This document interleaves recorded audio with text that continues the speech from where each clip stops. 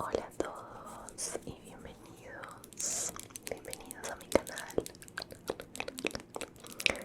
Hoy tenemos un video de susurros extra cerca del micro, o sea de tus oídos, y va a ser de oído a oído porque tenemos dos micros, así que la experiencia va a ser mucho más inmersiva, diría yo. El día de hoy voy a estar leyéndote un poco de este libro que tengo por acá. Este es un video que me han pedido bastante y pues como que no había sacado el tiempo para hacerlo. Voy a estar leyéndote La insoportable levedad del ser.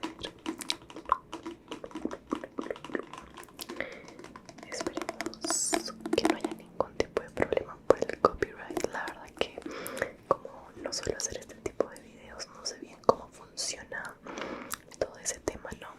Pero espero lo disfrutes mucho, te relajes, ojalá pues te parezca interesante la lectura y también te ayude a dormir.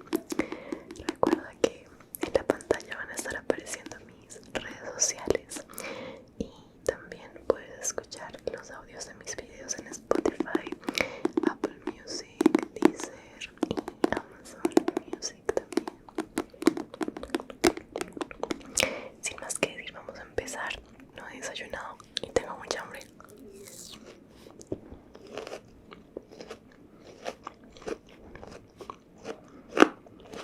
Le puse un poquito de sal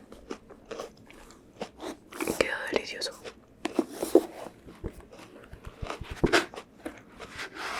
Ok.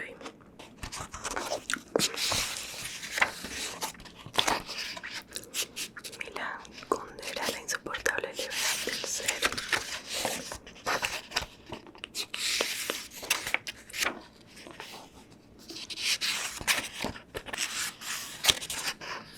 Ok, voy a tratar de poner el libro como más acá para no tener que estar mirando así tan abajo, sino un poquito más hacia la frente, más hacia ustedes.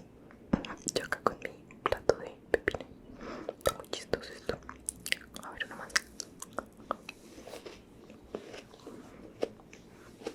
Y ahora sí. Bueno.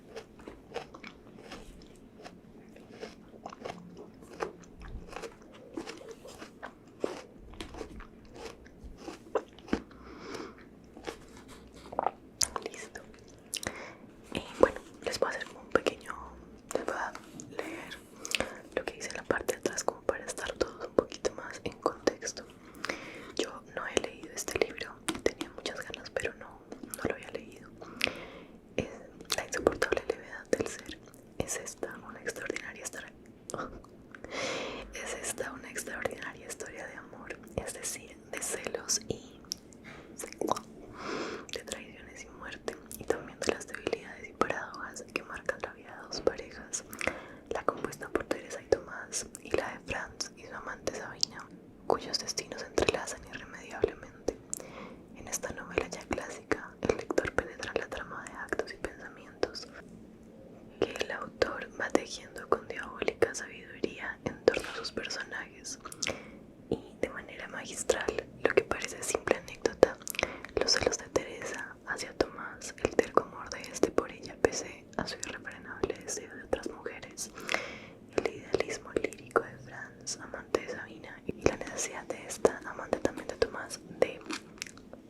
Ay, justo hay un sticker acá, el sticker del precio del libro, de perseguir una libertad que tan solo la conduce a la insoportable levedad del ser, se convierte en reflexión sobre los problemas filosóficos que nos afectan a cada uno de nosotros todos los días. Suena interesante. Vamos a empezar ahora sí. La idea del eterno retorno es misteriosa, y con ella Nietzsche dejó perplejos a los demás filósofos.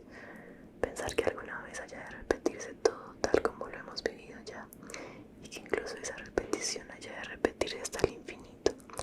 ¿Qué quiere decir ese mito demencial? El mito del eterno retorno viene a decir per negationem, que una vida que desaparece de una vez para siempre, que no retorna, es como una sombra, carece de peso, está muerta de antemano, y si ha sido horrorosa, bella, elevada, ese horror, esa elevación o esa belleza, nada significan. No es necesario que los tengamos en cuenta, igual que una guerra entre dos estados africanos en el siglo, yo no sé los números romanos, X1b, que no cambió en nada la faz de la tierra, aunque en ella murieran en medio de indecibles padecimientos 300.000 negros. Cambia en algo la guerra entre dos estados africanos si se repite incontables veces en un eterno retorno. Cambia, se convierte en un bloque que sobresale y perdura, y su estupidez será irreparable. Si la Revolución Francesa tuviera que repetirse eternamente, la historiografía francesa estaría menos orgullosa de Robespierre. Pero dado que habla de algo que ya no volverá a ocurrir, los años sangrientos se convierten en meras palabras, en teorías, en discusiones. Se vuelven más ligeros que una pluma. No dan miedo. Hay una diferencia infinita entre el Robespierre que apareció solo una vez en la historia y un Robespierre que volviera eternamente a cortarle la cabeza a los franceses. Digamos, por tanto, que la idea del eterno retorno significa cierta perspectiva desde la cual las cosas aparecen de un modo distinto a como las conocemos. Aparecen sin la circunstancia atenuante de su fugacidad. Esta circunstancia atenuante es la que nos impide pronunciar condena alguna. ¿Cómo es posible condenar algo fugaz? El crepúsculo de la desaparición lo baña todo con la magia de la nostalgia, todo, incluida la guillotina. No hace mucho me sorprendí a mí mismo con una sensación increíble. Estaba hojeando un libro sobre Hitler y al ver algunas de las fotografías me emocioné. Me habían recordado el tiempo de mi infancia. La viví durante la guerra. Algunos de mis parientes murieron en los campos de concentración de Hitler, pero ¿qué era su muerte en comparación con el hecho de que las fotografías de Hitler me habían recordado un tiempo pasado de mi vida? Un tiempo que no volverá. Esta reconciliación con Hitler demuestra la profunda perversión moral que ha unido un mundo basado esencialmente en la existencia del retorno, porque en ese mundo todo está perdonado de antemano y, por tanto, todo es cínicamente permitido.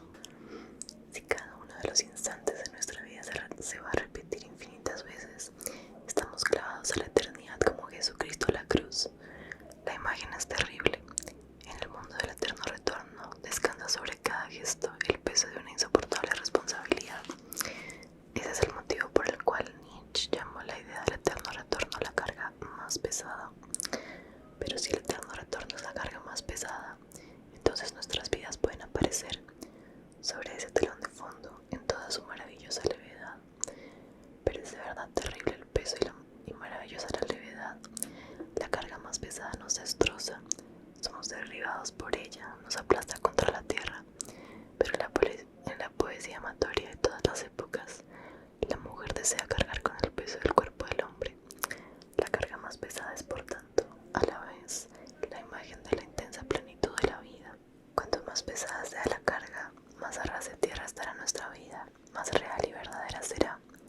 Por el contrario, la ausencia absoluta de carga hace que el hombre se vuelva más ligero que el aire, vuele hacia lo alto, se distancie de la tierra, de su ser terreno, que sea real solo a medias y sus movimientos sean tan libres como insignificantes.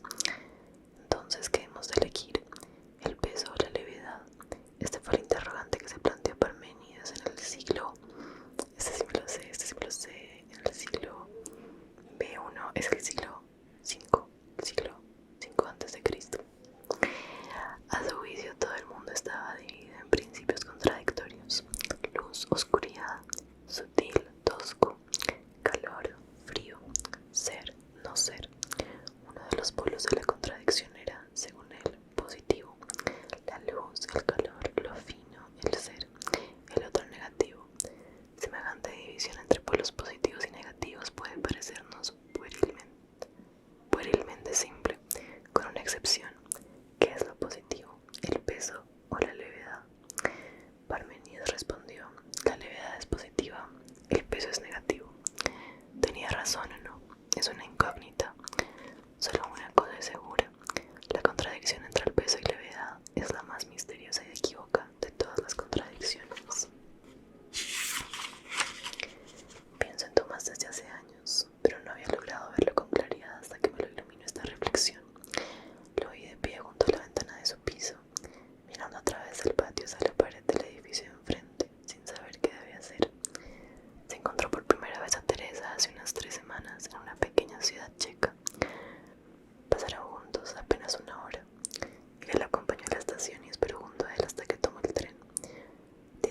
tarde ella vino a verle a Praga. Hicieron el amor ese mismo día. Por la noche le dio fiebre y se quedó toda una semana con gripe en casa de él. Sintió entonces un inexplicable amor por una chica casi desconocida. Le pareció un niño al que alguien hubiera colocado en un cesto untado con pez y lo hubiera mandado al río Abajo para que Tomás lo recogiese de la orilla de su cama. Teresa se quedó en su casa una semana hasta que sanó y luego regresó a su ciudad, a unos 200 kilómetros de Praga. Y entonces llegó ese momento del que he hablado y que me parece la llave para entrar en la vida de Tomás. Está junto a la ventana, mira a través del patio hacia la pared del edificio de enfrente y piensa: debe invitarla a venir a vivir a Praga. Le da miedo semejante responsabilidad. Si la invitase ahora, vendría junto a él a ofrecerle toda su vida, o ya no debe dar señales de vida. Eso significaría que Teresa seguiría siendo camarera en un restaurante de una ciudad perdida y que él ya no la vería nunca más. ¿Quería que ella viniera a verle o no quería? Miraba a través del patio hacia la pared de enfrente y buscaba una respuesta. Se acordaba una y otra vez de cuando estaba acostada en su cama. No le recordaba a nadie de su vida anterior. No era ni un amante ni una esposa. Era un niño al que había sacado de un cesto untado de pez y había colocado en la orilla de su cama. Ella se durmió. Él se arrodilló a su lado. Su respiración afiebrada se aceleró y se oyó un débil gemido. Apretó su cara contra la de ella y le susurró mientras dormía palabras tranquilizadoras. Al cabo de un rato sintió que su respiración se serenaba y que la cara de ella ascendía instintivamente hacia la suya. Sintió en su boca el suave olor de la fiebre y lo aspiró como si quisiera llenarse de las intimidades de su cuerpo. Y en ese momento se imaginó que ella llevaba ya muchos años en su casa y que se estaba muriendo. De pronto tuvo la clara sensación de que no podría sobrevivir a su muerte. Se acostaría a su lado y querría morir con ella. Conmovido por esa imagen, hundió en ese momento la cara en la almohada junto a la cabeza de ella y permaneció así durante mucho tiempo. Ahora estaba junto a la ventana e invocaba ese momento. ¿Qué podía ser sino el amor que había llegado de ese modo para que él lo reconociese? Pero era amor. La sensación de que quería morir junto a ella era evidentemente desproporcionada. Era la segunda vez que la veía en la vida. No se trataba más bien de la histeria de un hombre que en lo más profundo de su alma ha tomado conciencia de su incapacidad de amar y que por eso mismo empieza a fingir amor ante sí mismo. Y su subconsciente era tan cobarde que había elegido para esa comedia precisamente una pobre camarera de una ciudad perdida que no tenía prácticamente la menor posibilidad de entrar a formar parte de su vida. Miraba a través del patio la sucia pared y se daba cuenta de que no sabía si se trataba de histeria o de amor. Y le dio pena que en una situación como aquella, en la que un hombre de verdad sería capaz de tomar inmediatamente una decisión, él dudase, privando así de su significado el momento más hermoso que había vivido jamás, en el que estaba arrodillado junto a su cama y pensaba que no podría sobrevivir a su muerte. Se enfadó consigo mismo, pero luego se le ocurrió que en realidad era bastante natural que no supiera qué quería. El hombre nunca puede saber qué debe. El hombre nunca puede saber qué debe querer, porque vive solo una vida y no tiene modo de compararla con sus vidas precedentes, ni de enmendarla en sus vidas posteriores. Es mejor estar con Teresa o quedarse solo. No existe posibilidad alguna de comprobar cuál de las decisiones es la mejor, porque no existe comparación alguna. El hombre lo vive toda a la primera y sin preparación, como si un actor representase su obra sin ningún tipo de ensayo. Pero ¿qué valor puede tener la vida si el primer ensayo para vivir es ya la vida misma? Por eso la vida parece un boceto, pero ni siquiera boceto es la palabra precisa, porque un boceto es siempre un borrador de algo, la preparación para un cuadro, mientras que el boceto que es nuestra vida es un boceto para nada, un borrador sin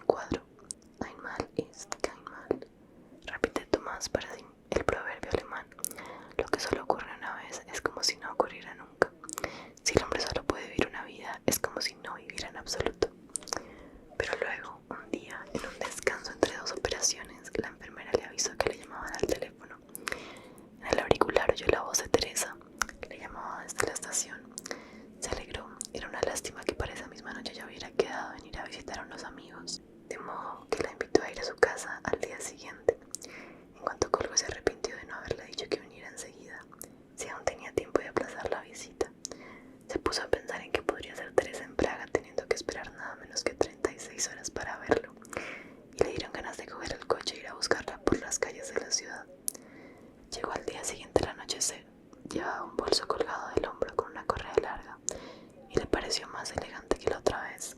Tenía en la mano un libro grueso. Era Ana Karenina de Tolstoy. Su comportamiento era alegre, incluso un tanto ruidoso, y trataba de que pareciera que había ido a verle por casualidad, gracias a una feliz coincidencia. Estaba en Praga por motivos de trabajo, o quizá sus explicaciones eran muy confusas, para ver si encontraba un trabajo. Estaban acostados más tarde, desnudos y fatigados, los dos juntos en la cama.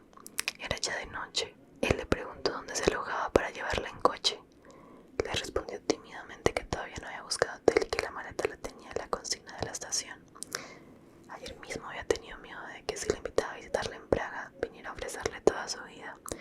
Cuando ahora le dijo que tenía la maleta en la consigna, se dio cuenta de inmediato de que en esa maleta estaba toda la vida de ella y de que la había dejado momentáneamente en la estación antes de ofrecérsela.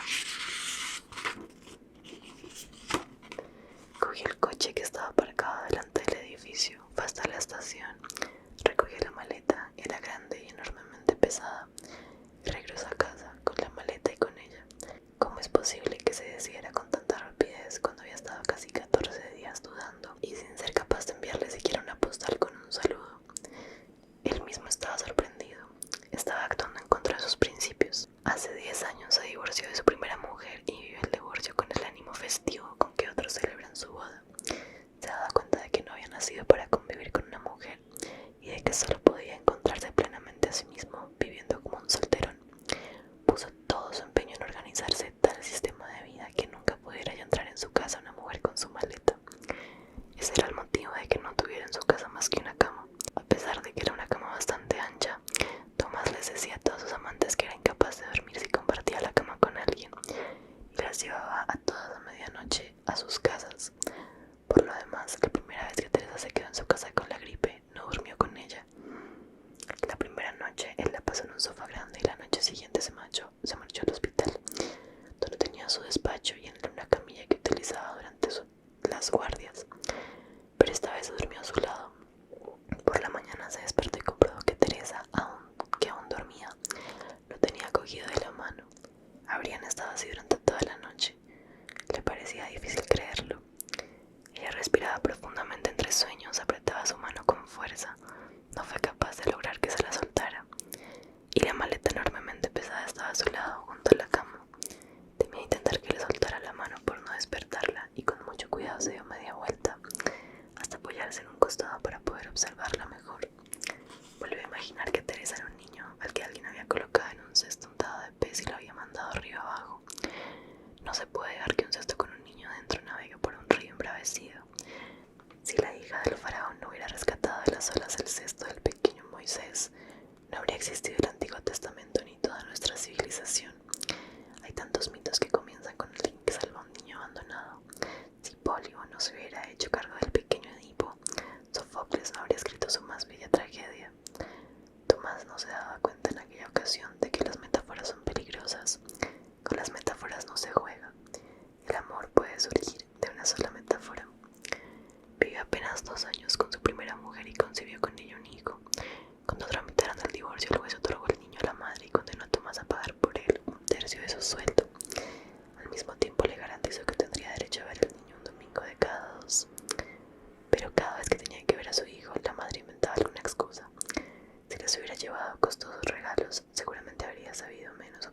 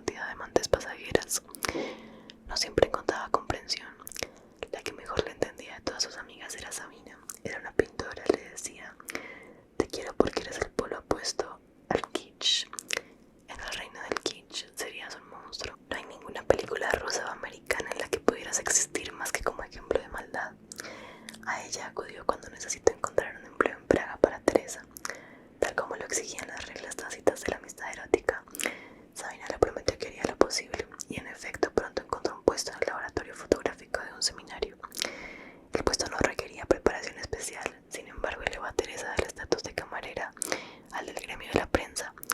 Ella misma acompañó a Teresa a la redacción, mientras Tomás decía para sus adentros que jamás había tenido una amiga mejor que Sabina.